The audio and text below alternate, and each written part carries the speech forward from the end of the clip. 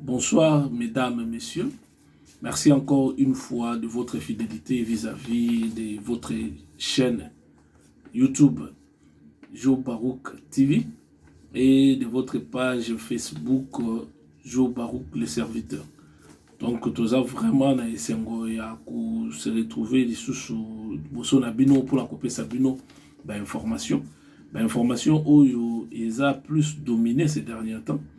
Na état de siège, il y a oyo a déclaré na STAPI par le gouvernement en place, donc par le président de la République, parce qu'il y a une habilité à déclarer état de siège. Et puis, na problème où ils ont dérangé Batou. Mingi ces derniers temps, premier ram. Tout le monde appelle comme ram wana. Parce que Batou Bele, Batou ni tuningai, mais yo ram wana ngo balinga son non. Bozela, na joie de plus en plus d'informations. Na contacté Batou o ba pesaka biso ba information o to pesaka biso to comme marqué pas na bino parce que biso to beka ba serviteur na ebisaki bango ba c'est ba bunda pour que ba pesa biso ba information o eza valable o ko éclairer Batou et non ba information o izo les kaka ka batunyo so pesa kaka na ba réseaux sociaux pour seulement à pesa information sans vérifier. Parce qu'il y a la procédure pour cette information. Non. Nous, on vérifie d'abord l'information. Ceux qui aussi sont vérifiés, tu analyser. Après avoir analysé, tu as copié, c'est pas la bino. Pour te bouiller qui tout désinformer, bah fake news, biso linga angote. Biso pas la biso toujours combattre plus bah fake news. Parce que même dans la chaîne, il y a la télévision, dans la chaîne, il y a les réseaux sociaux.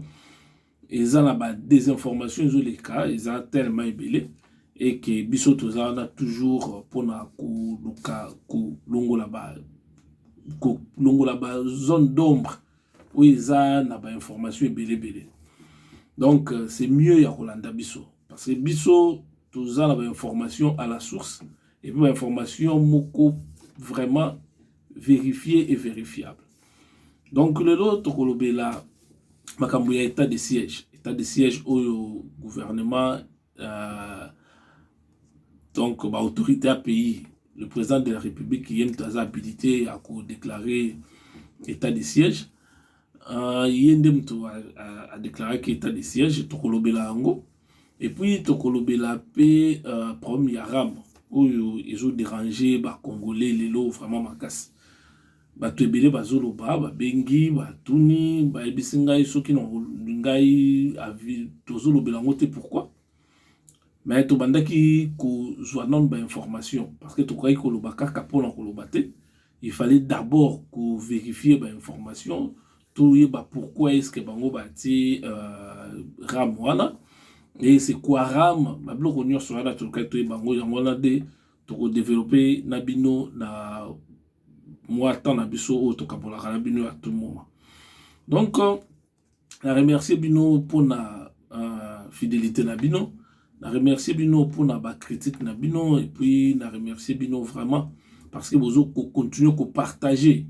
Vous partagez ma émission, vous partagez ma vidéo, vous commentez et puis vous savez que la chaîne na Bino, la page na Bino est avancée. Merci vraiment na appui na Bino.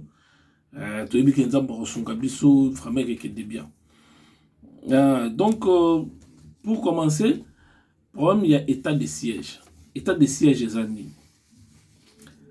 État de siège est différent d'un état d'urgence. État d'urgence est mingi par rapport à la situation qui est urgent. Il faut qu'on agir et puis il faut qu'on s'alake, qu'on trouve la solution à court terme. Mais état de siège, on est comme un purement militaire. État de siège, tant le gouvernement a déclaré état de siège, ce qui veut dire que la situation est grave pour le gouvernement. À Monique, ce qui politicien ou bien civil qui s'en charger de la situation est de trouver solution. Alors, pour le gouvernement Monique, pour trouver solution, le problème, il faut décréter état de siège. État de siège wana est décrété ekobanda les 6. Donc, état de siège est dans les 6 mai. Et puis, décrétant pour 1 mois. On dit que vous avez pressé à couper ça dans une ordonnance présidentielle et bima pour tout les détails ni ezali kuna na état de siège. État de siège est décrété pour 1 mois. Donc 1 mois et que ça là état de siège et que ça là na Nord Kivu na Ituri. Donc on a est à pays parce que kuna ba groupe armé eza kuna ezoko semer désolation na population ya parti wana ya mboka. Ba groupe armé o eza kuna eza plus de 128 groupes armés. Donc ils ont ba rébellion ils ont ba groupe armé. Ce sont des bandits. Donc place wana na rosenga la bateau to pesa maboko na ba autorité pour na combattre situation où ils ont se passer kuna parce que bato bazo kufa mingi. Bato bazo kufa mingi et puis situation vraiment exabiente. Nous sommes parce que il y a eu ba politiciens véreux au bango bazoko alimenter situation où ils ont les kapuna na parti wana pour la bango bazana ba entreprise na bango kuna, c'est-à-dire bazana ba cop na bango ya ba minerais za côté kuna ce qui ordre côté ba entreprise na bango ne fonctionner sous sauter. Donc pour que ba entreprise na bango ne fonctionner, il faut qu'il y ait des ordres na parti wana. Donc c'est pour cela que ba groupe wana se forme même matin mutu moko boya azui moi cop na moko boya libulu moko bo na moni ngo eza bien azui moi quelque chose asombi moi 2-3 minutes qui a pesi bato ebo que des ordres dans moi village wana pour que et ça la ke bato ba bangaka ba sala bo et comment ça ka ndingo wana tititi ba groupe comme belé ba groupe wana eza alimenté par politiciens congolais, certains politiciens congolais. Et puis tout bani et puis bisusu to rejoa ba information parce que ba information so ngo koloba otanga kombo ya mutu na situation moko boye faut en a plus ba preuve ezo ko la qui sont vraiment quasi impliqué parce que to boye to tanga ba kombo c'est moi pour kotanga après lobby et benda ba problème sous inutile. Donc ba politiciens ba généraux ba yebani baza cité na ba rapport rebelle. Par rapport il y a ONG belé international où il citaka ba autorité wana et citapé ba niniana prochainement to kozula bino ba kombo na bango comme ils a cité par ba ONG wana biso pe to kotangela bino qu'ils a cité par ba ONG wana. Donc bango baza wana ba autorité militaire comme ba autorité politique baza wana pour na ko alimenter situation wana pour que situation est toujours non contrôlée. Enfin, bango ba prospérer. Alors, nous sommes en attendant bango bazo sa ndengwa déjà batnen ba kufa, ce sont des Congolais qui meurent. Ba Congolais bazo kufa kuna na est, baza ba Congolais comme ba Congolais ba na Kinshasa, ba Congolais comme ba Congolais ba na Congo central, ba na Katanga, baza na Équateur, baza na Kasai, baza na partout ailleurs na Bandundu et consort, partout ailleurs côté Nyoso où ils ont la mabela à Congo. Donc état de siège wana eza pour que l'État a donné plus de moyens et à combattre par groupe armé wana. Mais premier état de siège eza nini? Premier état de siège ezali que ce qui va déclarer état de siège, pouvoir politique et zalakali sous-souté, pouvoir nion se comme détenu par les militaires. Donc, police est remplacé par les militaires, tribunaux civils est remplacé par les tribunaux militaires, gouverneur ou fois en place ou bien ou azaki des autorités ou azam phase en place wana a remplacé par un militaire. Donc ceux qui ont na gouvernement pour pas état de siège pour un pays, soit bien pour un pays état de siège. Donc ce qui veut dire premier ministre un militaire, président de la République militaire, cour et tribunal sous soignant sur les kangai etika la au civil et kangai etika ka cour au biso benga na Kinshasa kuna cour d'ordre militaire. Donc comme etika la donc ndenge moko kuna na est. na deux provinces na ndenge ba décréter état de siège. Donc ba gouverneur baza en place baza suspendu jusqu'à ce que état de siège que longo.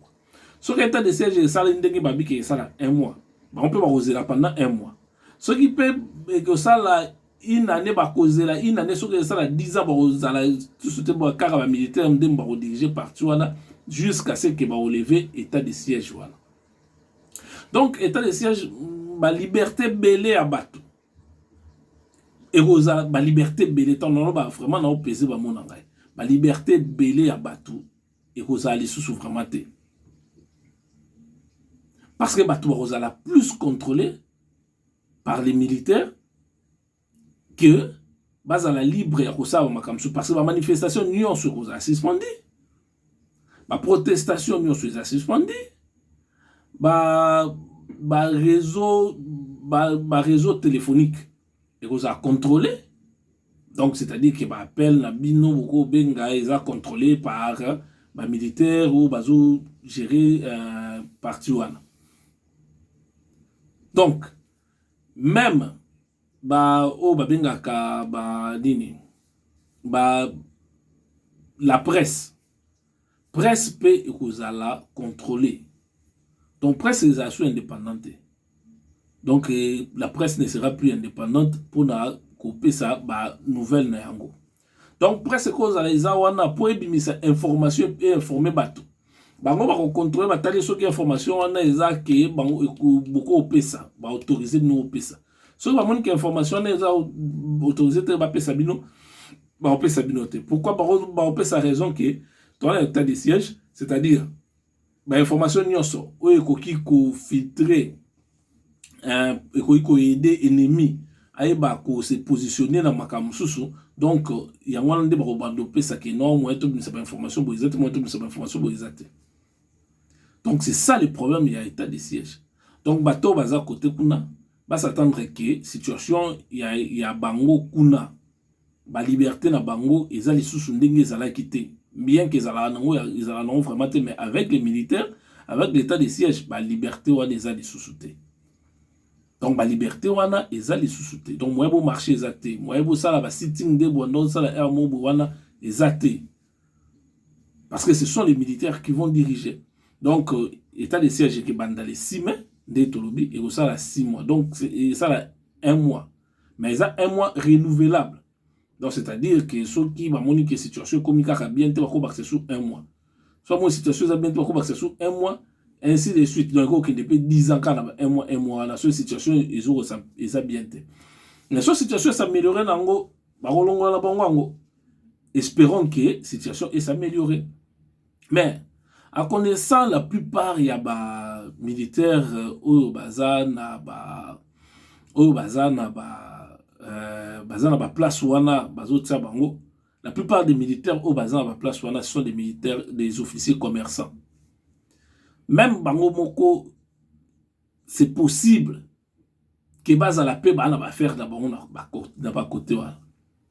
Lorsque bango ba okende kuna, est-ce que ba okende pona kuluka kosilisa ba groupe armé ou en place wana ou alors ba okende pona ko bundisa ba oyo bazande ba concurrent na bango po wela ba parti o ba concurrent na bango ba zwa ki bango po wa ngo ba pesa ngo pa ya batu na bango na ndenge ya kobatama ou bien ba ko kende vraiment pour travailler pour la nation. Wa des points d'interrogation. Et que ngai personnellement na zone dimate que non bateau ce que zakara ba militaire ba officier ou anakaka o ba rapport presque mingi ya ba ONG pesa ke baza ba officier commerçant. Ceux qui kakabamon barokende kuna, il y aura rien de bon. Donc il faut choisir des bons militaires. Ba officier bien bazali. Bazana bango.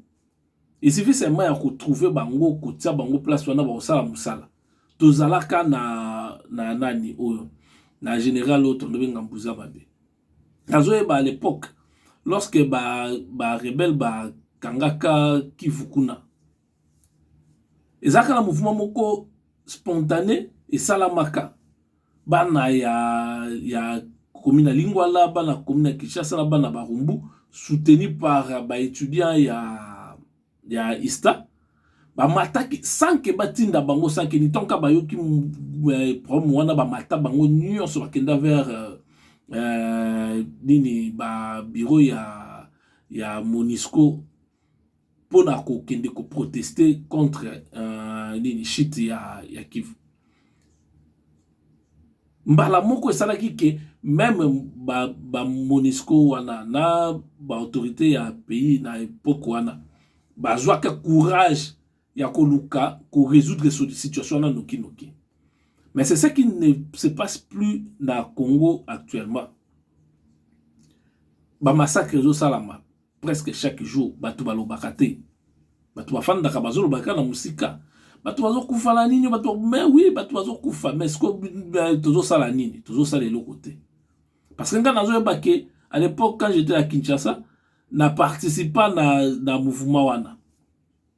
Ngai pe na télé maka parmi batu wana tukindaka biso nyonso ti na nini na Monisco kuna. Nga pe na zalaka. Parce que nga eza kozala kotelema contre la situation et bandi les lotés. Exactement parce que na commis dans les réseaux sociaux yango nde nazolo bolango. Non. Na muta terrain. À chaque fois marche ezalaka na zalaka. Marche bandoza na Paris contre ba mouvement ya Kabila na Batunaye na bande toujours kozala. Donc à chaque fois que non on demande à Namboka et l'autre marché té. Moi je serai toujours là pour dire et s'il faut participer, je vais participer parce que c'est comme ça. Non, moi j'aime bien l'action. Ce qui prend mes alliés, nakendaka. Nakendaka parce que ça, ngala ko fandate pour batum susba kende. Non. Ngapé na participer ndé batunyo pas participer. Alors, sur ce, et donc eza kaka wana eza problème makasi yangwana que non ba militaire ba kende kuna baza ba militaire au ba travailler vraiment pour que la situation s'améliore. Et non, bah, on continue pour ça, bah, commerce na bango, ou bien bah, kende kuna bango, sous bah, comme ça, kota na ba bi, mais sous kuna na ba vol, na ba viol, na makambe poto ibi makamsu ele kaka na ba système wana, sur beaucoup na ba état de siège que ba militaire bah comme na pouvoir rebelle. Parce que ngai personnellement na pe ça militaire confiance té na pouvoir. Personnellement, à chaque fois na ko ka coup d'état militaire ça mis quelque part na tika jamais on peut sa confiance en les militaires. Dans l'état de siège wana ba militaire wana ba il faut pas vraiment contrôler. Moi j'aimerais que ba ko pesa rapport chaque semaine. Il y a situation à bango des autres qui devoir ko pesa rapport na Kinshasa ou kuno bien pas président de la République ou bien banani bazo ministère il y a défense na ba o bazo gérer situation wana. Ba pesa bango rapport à tout moment. Voilà vraiment eloko na kolingaki ba esalama pour que situation bouzo besa amate parce que na état de siège on a batebele ba ko profiter ba sala ba abus mususu kuna et que soki biso moko to fungoli misute ba abus que le kakune belé parce que ko pesa ba pouvoir et pas ba militaire ngala la confiance na bango parce que ba militaire ba s'abusera trop. Voilà biso nyos to ba militaire na biso ndeni bazalaka et puis ba militaire ko s'abuser na bango za kana Congo teza partout dans le monde. So pesca pouvoir et pas ba militaire abus ezala na ndenga wa sakalate. Donc il faut nazo senga vigilance ya mutu nyonso ya congolais nyonso partout zali zala vigilant tango yo ki situation moko bezo se passer na ba partout wana ya état de siège loba hein loba biso pe to loba bon ce que senga qu'il faut hôtel mais il faut côté donc il faut aux ndenga. Moi je vous appelle tous à la vigilance que il faut pas couper sa confiance trop et pas militaire. Faut que baza vraiment surveiller parce que les militaires baza na ba bimik voilà na assez truc. Alors tout continue à sujet na biso ya ram oizo ku batu bazo ko lobela nyonso donc ezota makili la osakalate ram ezani ram na définition o biso to zui eza registre des appareils mobiles. Donc, c'est-à-dire, RAM Moussa na bango eza ba enregistrer ba appareil mobile nyonso o ekotaka na RDC. Ba bando enregistrer ngo ba osala base de données moko boye bando ko enregistrer ba appareil nyonso wana. C'est quoi ba appareil wana nyonso wana tant bon bando enregistrer ngo Pour enregistrer ba email selon bango on peut ça information selon ndenge bango bazoloba. Baro enregistrer ba email il y a ba téléphone nyoso ndokota Kinshasa. Baro enregistrer ba idée ya ba téléphone nyoso kota na kata Kinshasa. Ya mwande loko bango balingi basala. Siko batu bando futango ndenge ni. Batu bando futango za soki oza na o tête unité na yo. O tête unité na téléphone na unité normal. Après 24 heures, so unité en ezakaka après 24 heures, RAM va récupérer en haut. Donc ce qu'on utilisait, ce qu'on unité à $1. Ce qu'on utilisait déjà 50 centimes. Et que tu as 50 centimes sous soi, après 24 heures, RAM a rejoint. À récupérer en haut. Parce que RAM a rejoint. Que ma téléphone nous soit à 3G. Dans ma téléphone nous soit à 4G. Bah nous fout à $1,17 par mois pendant 6 mois. Et que ma téléphone nous a à 2G. Bah nous fout à $0,17 par mois pendant 6 mois. Donc c'est-à-dire, sur à 4 yo na mois wana, ce qui au coquille ici $1,17 au 4 de sous-souté. Mais ce que ce qui au tsaka no ce que au tsaka no unité ga rande télém so tsaka no ka au moins $1 na pendant 1 mois mobimba. Ce que si te ba 4 yo donc si li. Ce que ko quitter na mois na o wane ko quitter ba ko récupérer ka yango na ba unité msusu o tsaka après. Donc c'est comme ça que RAM ils ont fonctionné. Et que RAM pourquoi on va dire que RAM tout qui est dans développement lango RAM ils ont servi nani RAM bango bato ministère il y a télécommunication baté RAM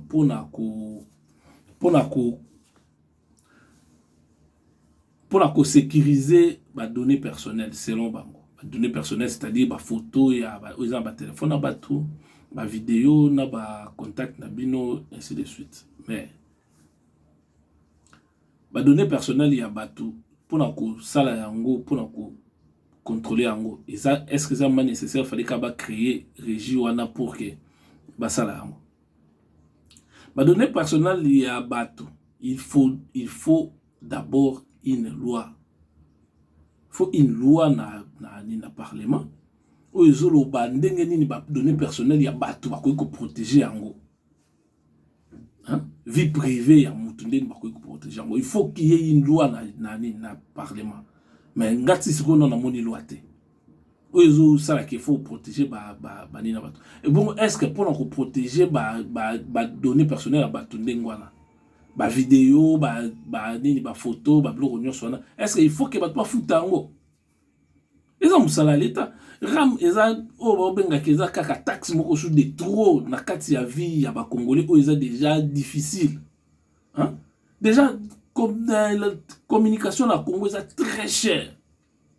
Ils ont une qualité à ma B et puis c'est très cher. Tu as bénéficié plus de la communication na Congo, ils ont plus d'entreprises de télécommunication que abonnés. Abonnés, ils ont une mauvaise qualité, il y a mauvaise qualité, il y a appel, il y a internet et consort. Et puis, en plus de cela, ils ont coûté cher.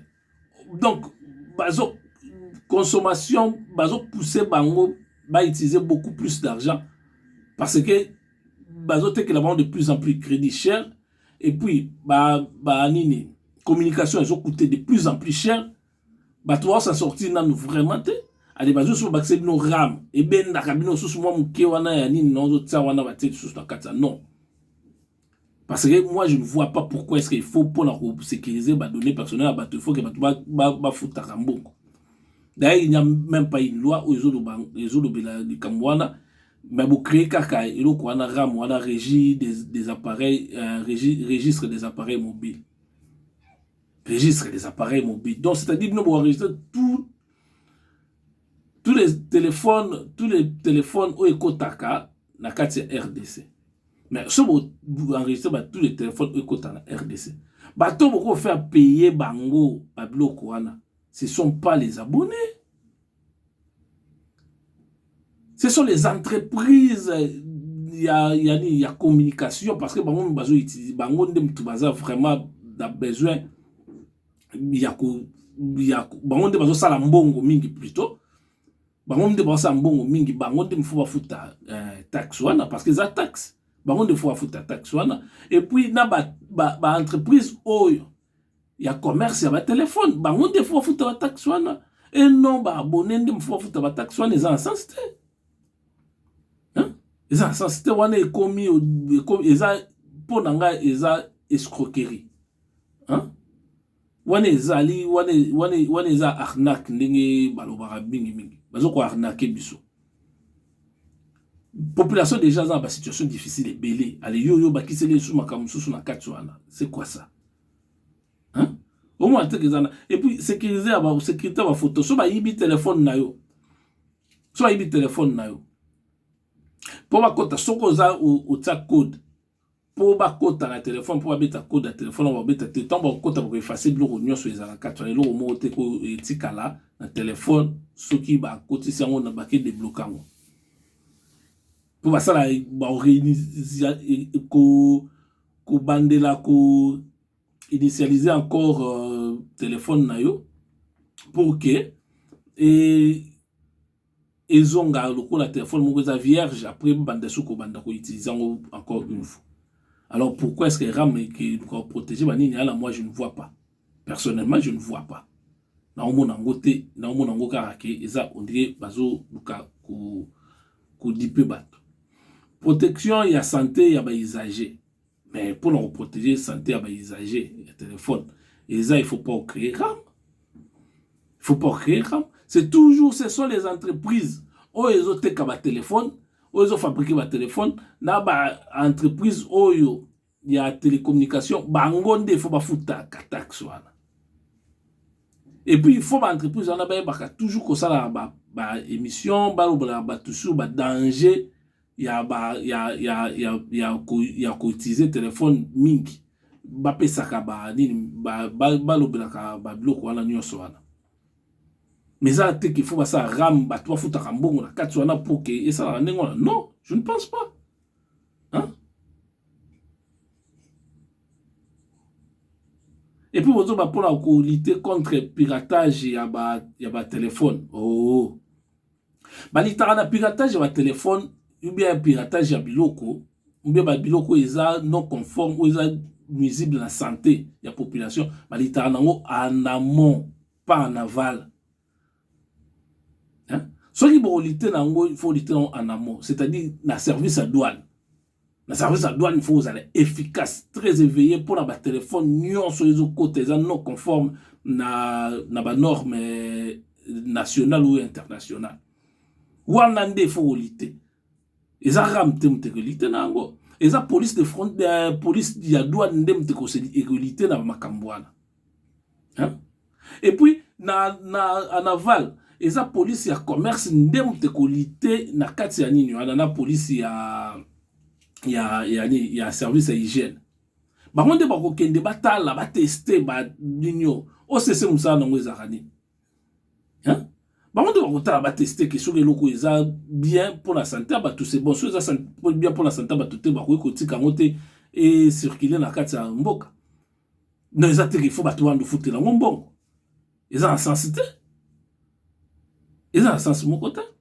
Quoi améliorer la qualité de la communication, et ça, le gouvernement doit pouvoir pousser. Parce que le gouvernement dans l'entreprise publique, c'est la communication. Non, ils ont été.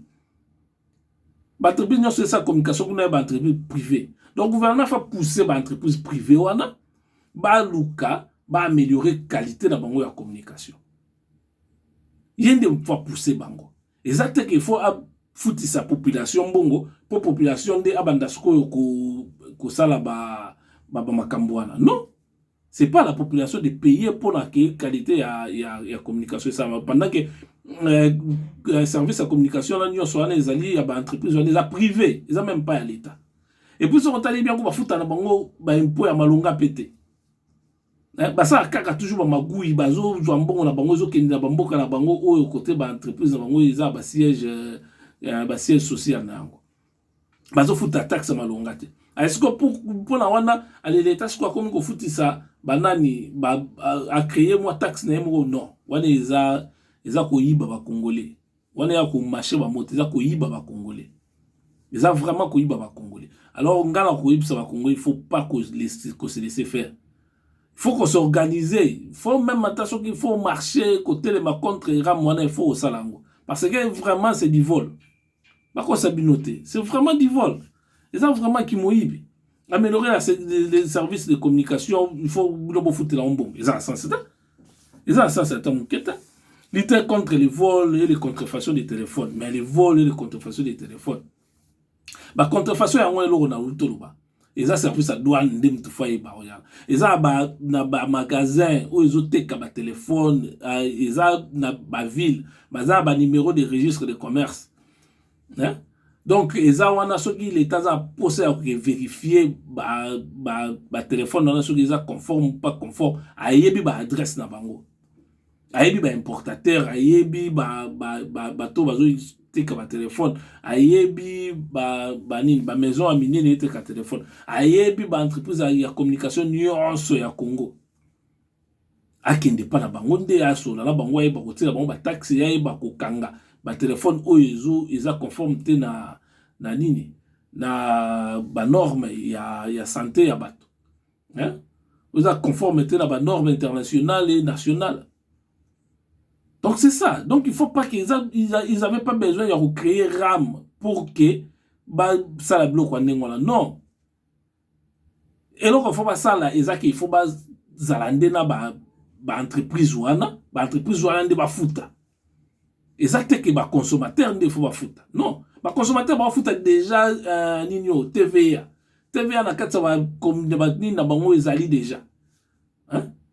TVA déjà ezali ba consommateur ba futa. Mais il y a des taxes, et ça, taxe, il faut pas ça n'est vraiment taxe. C'est vraiment taxe. Donc, il ne faut pas se laisser faire. Nga na osenga bino nyonso boluka hotelema. Boluka hotelema pona ko lutter contre nini wana. Assainir le secteur de télécommunications. Oh. Hein? Par le contrôle du nombre. Mais non. Où en est le problème, il y a créer un RAM. Il y a pour créer ramta. Pour créer parce que quoi assainir le secteur de télécommunication dans contrôle il y a abonné exact ça va dire. Mais les entreprises de communication ils ont so ils vont exiger l'état est capable de faire que non pour fournir biso liste non complet à abonné la minonios. Pas fournir. Pas fournir. Hein? Pas fournir la liste nyonso. Mais wana il faut créer RAM. Ils ont un sens T. Donc ngai place wana vraiment je suis pas d'accord na RAM wana parce que non mon avantage na ngata mukete personnellement. Et puis bato que tant batu futango et ezala pona ko protéger ba dinyo pona ko luka ko sala ba ko tia ba pona ko aider donc pour l'installation à haute porte ko installer pour que ça là que wifi est à la offré na ba place publique, c'est-à-dire na ba aéroport na ba école na ba université na ba place mususu. Mais non, pour que vous ça la wifi est à la ndengwala offré bongo exact qu'il faut foutre tout taxe pour en foutre taxe est à la ndengwala non. Wani ya musala l'état yemo kwa ibindenge na ko mbongo na par-ci par-là pour la retirer ba tuba wifi yana. Et ça pour la retirer ba wifi yana écouter l'état combien? Hein? Pour la retirer ba wifi yana écouter ba l'état combien? So ka pesi charge wana na chaque commune. Et si chaque commune que non ba boluka bo ça les fort bo installer ta ba haute porte wana pour na ke wifi ezaka gratuit na ba place publique pour la ko aider un bateau baza na baza difficulté ya ba moyen. Bilo déjà bon nga bo benda batu moi ataka moi $1 na unité yongo benda eli susu allez siko jour bo tsa wifi au filan goûter balité so pe ezala ou bien ezala te eza kaka ndenge moko mbongo ya bafutisa bato na aéroport wana ti lelo mpo batonga aéroport na yebi te so batonga aéroport yango ou bien eza bord wana basala ya moke wana nde yango wana nde mbongo wana nyonso ekota depuis so des années donc eza kaka nde donc mpo na ngai ram c'est du vol ram eza kimoyibi eza kutu te ke bakosa bino babamino soki ndeni non ram ya kimoyibi mpo bazobake non bambongo wana ede bato mpo ede l'état mpona créer bausine ya montage mais non investissement ya l'état ye moko ekoinvestir ayebi ndenge na kozwa bataxe na ye na baentreprise wana epo eza teke baconsommateur bapesa bino bapesa sur l'état mbongo mpo acréer bamonte bausine ya télécommunication ata bino moko vraiment ça c'est jouer des gens wana bosaka na bato donc nga naza vraiment contre ram wana donc bomeka kotelema bao bamoni ke émission tosali baza na réaction kosala boyeba kosala réaction na bino bao bamoni ke boza na critique kosala bopesa soki bomoni ke tolobi mabe et que information moko eza clair te bomeka ko éclaircir yango boza libre et que biso tozana parce que ngai biso nini nyonso tozwi c'est vérifié donc pour vous souhaiter bino bonne soirée bonne journée soki nzamba zongi te tokokutana lisusu prochainement allez ciao.